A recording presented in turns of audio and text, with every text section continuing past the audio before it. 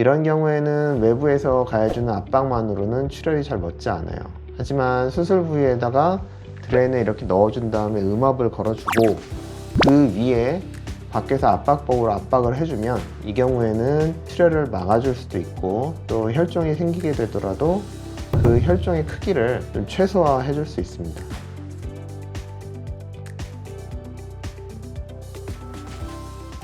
여유증 수술을 많이 하는 병의원들은 수술 이후에 드레인이라고 하는 피주머니를 넣는 병의원들도 있고요, 그렇지 않은 병의원들도 있어요. 이는 저마다 각각의 장단점이 있고, 여유증 수술을 하고 나면 환자분들에 따라 드레인을 넣기도 하고 그렇지 않기도 하는 편이기는 합니다. 그래서 오늘은 드레인이라고 불리우는 피주머니의 필요성에 대해 한번 말씀드려 볼까 합니다.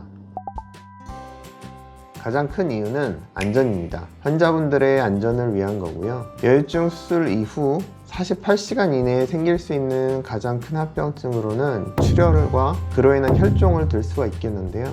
일단 출혈의 합병증만 없다면 수술은 큰 무리 없이 잘 끝났다고 봐도 무방합니다. 여유증 수술은 물론 누가 수술을 하느냐에 따라 조금은 달라질 수는 있겠는데, 일반적으로는 숙련된 의사가 수술하는 경우라면 출혈 빈도가 많지는 않은 수술이라고 할 수 있습니다. 하지만 사이먼 그레이드 2B나 3의 등급 환자분들한테는 드레인을 적용하는 편이기는 합니다. 그게 혈종이 생기는 것을 방지하고 혹시 모를 출혈 가능성도 줄일 수 있기 때문이죠. 조심한다고 해서 나쁠 건 없으니까요.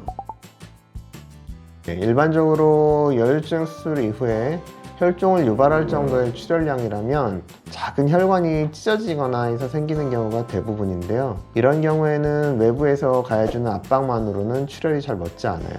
하지만 수술 부위에다가 드레인을 이렇게 넣어준 다음에 음압을 걸어주고 그 위에 밖에서 압박법으로 압박을 해주면 이 경우에는 출혈을 막아줄 수도 있고, 또 혈종이 생기게 되더라도 그 혈종의 크기를 좀 최소화해 줄 수 있습니다.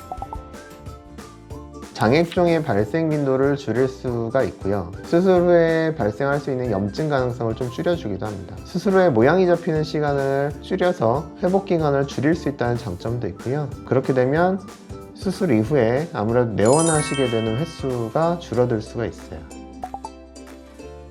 보통 수술 이후 드레인은 하루나 이틀 정도 가지고 있기 마련인데, 그동안 아무래도 활동이 불편하고 거추장스러워질 수가 있는 게 단점이라면 단점이라고 할 수 있습니다. 또 드레인을 제거하고 난 부위가 점같이 조그만 자국이 남게 되는 것도 단점이라면 단점이라고 말할 수 있겠고요. 하지만 앞에서 말씀드린 장점들하고 비교해보면 드레인의 단점은 극히 미미하다고도 할 수 있겠습니다. 환자분들의 여유증 그레이드, 나이, 활동 정도 등 여러가지 사항 등을 종합해서 수술 후에 드레인 삽입 여부를 결정하고 있습니다. 오늘은 보통 피주머니라고 불리우는 드레인의 장단점에 대해서 알아보았습니다. 도움이 되셨다면 구독 및 좋아요 부탁드립니다. 감사합니다.